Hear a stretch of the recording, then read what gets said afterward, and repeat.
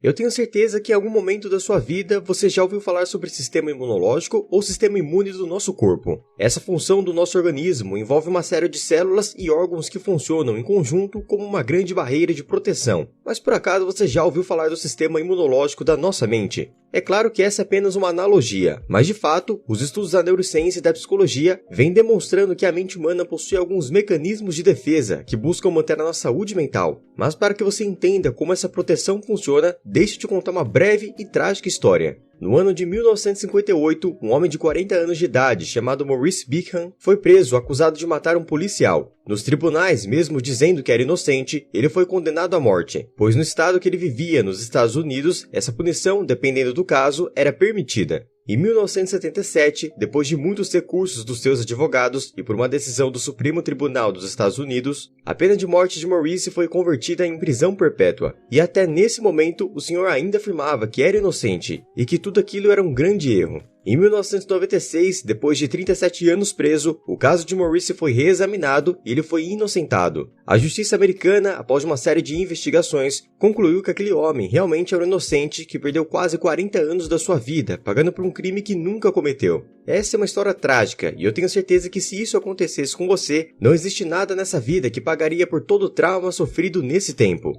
Apesar disso, quando Maurice foi entrevistado após sair da cadeia, ele disse as seguintes palavras: "Eu estou bem, a prisão foi uma experiência gloriosa para mim." Para as pessoas que não estudam sobre o cérebro e a mente humana, é muito provável que elas julguem Maurice dizendo que ele só está dizendo isso da boca para fora, para não sentirem pena dele, mas o que eu posso afirmar é que esse homem, muito provavelmente, acredita naquilo que está dizendo. Agora você pode me perguntar, o que fez ele pensar dessa forma? E a resposta é que depois de alguns anos preso, o sistema de defesa da mente dele foi ativado. E eu posso te garantir que esse mesmo sistema já foi ativado vários momentos na sua vida. Então, nesse vídeo nós vamos entender melhor o que é esse tal de sistema imunológico da mente, quando ele é ativado, para que ele serve e como conhecer o seu funcionamento pode fazer a sua vida ser muito mais leve. E para você que não me conhece, meu nome é Gustavo, eu sou criador de todo o conteúdo do canal Faculdade da Vida, que está sempre trazendo conhecimento sobre a mente, cérebro e desenvolvimento pessoal com embasamento científico. Então, se você gosta desse tipo de conteúdo, já deixa seu like, se inscreve aqui no canal e ativa o sininho. Agora, sem mais enrolação,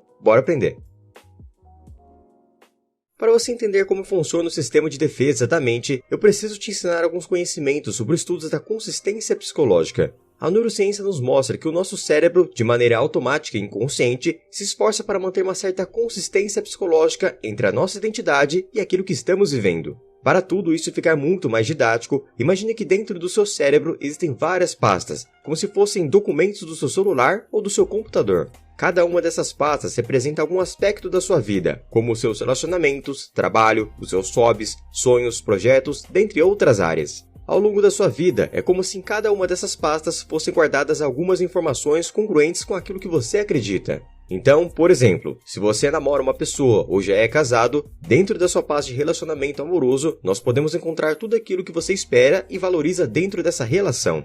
E se você é um músico profissional, por exemplo, muito provavelmente dentro da sua pasta de trabalho encontramos a valorização da música, a paixão pelos instrumentos musicais e a expectativa de crescer ainda mais como um grande músico. Dessa forma, a consistência psicológica pode ser resumida como uma função do nosso cérebro de buscar manter a realidade que vivemos congruente com as diversas pastas e informações que guardamos. É por esse motivo que as pessoas acreditam que os seus filhos são mais bonitos do que realmente são, que as suas escolhas políticas são melhores, que a sua religião é a que faz mais sentido e que todas as suas decisões baseadas nas suas pastas interiores são as decisões corretas. Um exemplo clássico para você perceber como o nosso cérebro muda os nossos comportamentos para manter a consistência psicológica é quando uma jovem de 18 anos pergunta para o seu namorado se ele vai amá-la para sempre. E o namorado, sem pensar duas vezes, diz que sim com toda certeza. Se você pensar mais racionalmente, perceberá que a chance desse casal de 18 anos permanecer juntos para o resto da vida é muito pouco provável. Mas mesmo assim, eles realmente acreditam e se comportam como se isso fosse verdade absoluta. Pois dizer que não se amariam para sempre iria contra tudo que está na pasta de relacionamentos de cada um.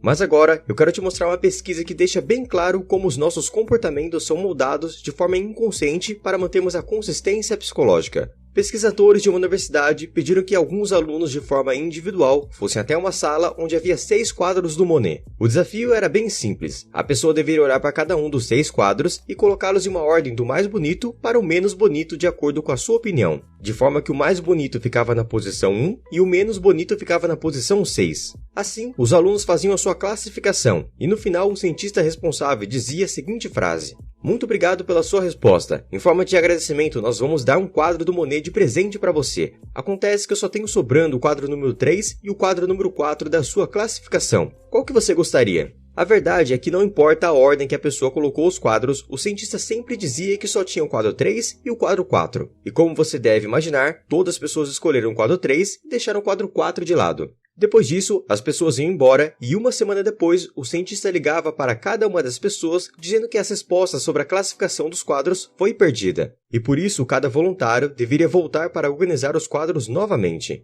É claro que isso era uma mentira e tudo fazia parte do teste. Quando essas pessoas voltaram para organizar novamente os 6 quadros, ao contrário do que muitos imaginam, uma expressiva maioria das pessoas não organizou da mesma maneira que classificaram uma semana antes. Estatisticamente falando, o quadro que estava na posição 3 anteriormente, agora tinha ido para a posição número 2. E o quadro que estava na posição 4 anteriormente, agora tinha descido para a posição número 5. Aqui podemos ver claramente o princípio da consistência psicológica, pois como as pessoas escolheram o quadro número 3 de presente, isso fez com que elas acreditassem que a escolha delas foi melhor do que realmente parecia, e consequentemente elas passaram o quadro número 3 para uma posição um pouco maior. O mais interessante é que essa mudança de classificação dos quadros também aconteceu com pessoas que sofriam da amnésia anterógrada, ou seja, pessoas que não lembravam de jeito nenhum qual escolha haviam feito anteriormente, mostrando que a consistência psicológica atua de maneira inconsciente. Bom, até aqui, acredito que o princípio da consistência psicológica tenha ficado bem claro. Mas por que é importante a gente conhecer esse mecanismo? Apesar da nossa mente fazer de tudo para que haja uma harmonia mental, ao longo da nossa vida nós podemos enfrentar diversos momentos que abalam a nossa identidade, as nossas crenças, valores, sentimentos e todos os nossos construtos pessoais. Um término de casamento, uma demissão de um emprego que você estava há muitos anos, a morte de uma pessoa muito querida, um acidente que impossibilita você de fazer algo que gostava, uma discussão com um grande amigo ou então a decepção de um político que você acreditava ser muito bom. Quando esses episódios acontecem, é como se um vírus entrasse na nossa pasta mental e causasse uma grande desarmonia, nos gerando tristeza, solidão, dores, traumas e, dependendo do caso, até mesmo transtornos mentais. Logo após algo do tipo acontecer, a primeira coisa que nós buscamos fazer é agir para voltar com essa harmonia. Então, no caso do término de namoro, por exemplo, é bem possível que a gente queira voltar, conversar novamente e fazer de tudo o que for possível para retomar aquela consistência psicológica. Mas muitas vezes o esforço não é suficiente e nem possível. E quando o seu cérebro percebe que aquela pasta mental foi rasgada e não há nada que você possa fazer para mudar aquela realidade, um mecanismo de defesa é ativado para que em um médio e longo prazo você volte a ter uma nova harmonia mental. O que basicamente o seu cérebro vai fazer de forma automática e inconsciente é começar a mudar a sua percepção, trazendo mecanismos como a racionalização, mudanças de crença, justificativa e projeção de um futuro melhor para que essa pasta da sua vida que foi rasgada seja vista como um aprendizado e não como um trauma. Se você entendeu como o sistema imunológico do nosso cérebro atua, então você também entendeu como Maurice passou a ver aquela prisão como algo positivo. Pois a partir do momento que ele foi preso, todas suas pastas sobre os seus planos futuros foram rasgadas. Mas como não tinha como ele mudar aquela situação, a sua mente passou a ver a prisão como algo mais positivo do que realmente era. E como disse, essa nova visão realmente passa a fazer parte da crença dessa pessoa, e não é apenas uma desculpa para se enganar. Eu posso afirmar também que muito provavelmente esse sistema imunológico já te ajudou em vários momentos da sua vida, como no seu primeiro término de namoro, em alguma demissão, traição, acidente ou qualquer outro momento negativo. É possível que hoje você olhe para essas situações e pense: ainda bem que aquela pessoa terminou comigo, aprendi muito com isso e hoje eu vejo o quanto isso me trouxe uma vida muito melhor. Se ao pensar sobre o seu passado você se identificou com alguma situação parecida, sem necessariamente ser relacionado a um caso de amor, saiba que foi o seu cérebro que te ajudou a superar tudo isso. Realmente, o cérebro humano é uma máquina incrível que está sempre nos ajudando a ter uma vida melhor. Mas como nem tudo são flores, você pode me perguntar: mas Gustavo, eu entendi que muitas pessoas passam a olhar as dores passadas como um grande aprendizado. Mas também conheço muitos que, mesmo depois de anos, continuam sofrendo com o mesmo acontecimento. Pois é, assim como qualquer computador do mundo, o cérebro também possui algumas brechas para falhas e não ativa esse sistema imunológico de forma automática, fazendo uma pessoa ficar remoendo por anos a morte de uma pessoa querida, a demissão de um emprego dos sonhos, um término de namoro ou algum acidente que roubou os seus sonhos. Se esse é o seu caso e você percebe que existe uma dor passada que te atrapalha até hoje, eu tenho uma boa notícia. Tudo aquilo que é feito de forma automática também pode ser feito de forma manual, mesmo que dê mais trabalho. O que eu estou querendo dizer é que você pode, de forma consciente, trazer uma ressignificação desse momento passado e, com tempo e esforço, passar a ver aquela situação como um grande aprendizado ou o fim de um ciclo que permitiu você viver novas oportunidades. Eu sei que dependendo da dor que você carrega e pelo que você passou, trazer um outro significado para o trauma passado não é uma tarefa fácil, mas saiba que é totalmente possível. Então, eu vou te dar algumas dicas. Primeiramente, entenda que você não teve culpa de nada daquilo que aconteceu na época. Tudo o que você fez naquele momento era com base no que você sabia, e provavelmente você tinha uma intenção positiva por trás de cada decisão. Se essa dor é relacionada a alguma pessoa em específico, você precisa aprender a perdoar essa pessoa. E entenda que o perdão não tem nada a ver com dizer que o outro está certo ou se tornar amigo dessa pessoa,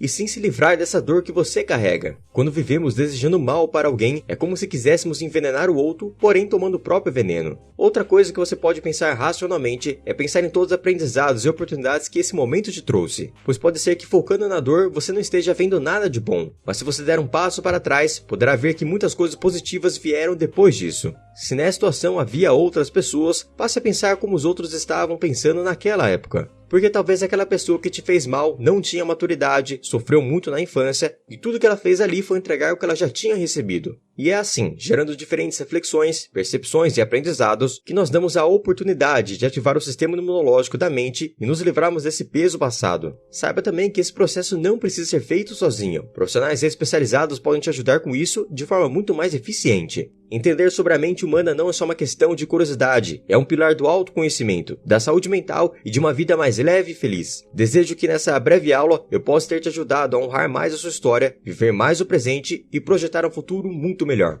Eu espero que você tenha gostado desse conteúdo. Ele foi feito com muito carinho. E se você deseja aprofundar nesse conhecimento, clique no primeiro link da descrição e conheça a plataforma Faculdade da Vida, a maior escola de desenvolvimento pessoal do Brasil com base em ciência. Muito obrigado pela sua atenção e até um próximo vídeo.